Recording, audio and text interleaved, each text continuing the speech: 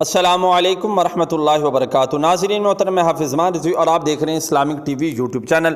ناظرین محترم، ہمارا جو ٹرینڈ تھا اس نے اپنا کمال دکھا دیا ہے، اس نے اپنا اثر دکھانا شروع کر دیا۔ آپ کو بتاتا چلا جاؤں کہ حکومت نے ایک بہت ہی بڑا فیصلہ کیا ہے اور ٹرینڈ کے اندر الحمدللہ ہمارے جو ٹویٹ تھے وہ ملین سے بھی اوپر کراس کر گئے ہیں، اور یہ تمام جو ہے یہ آپ کارکنان کی محبتوں کا صلہ ہے۔ آپ کو بتاتا چلا جاؤں کہ حکومت نے ایک بہت بڑا فیصلہ کیا ہے۔ تحریک لبیک پاکستان کی جو امیر ہیں حضرت علامہ مولانا سعد حسین رضوی صاحب، ان کی فرضی و جیلی اور غیر قانونی نظر بندی کے خلاف عدالت عالیہ لاہور میں جسٹس شمس محمود مرزا کی عدالت میں بروز بدھ 4 اگست کو علامہ سعد حسین رضوی صاحب کی جو کیس کی سماعت ہے وہ مقرر کی گئی ہے۔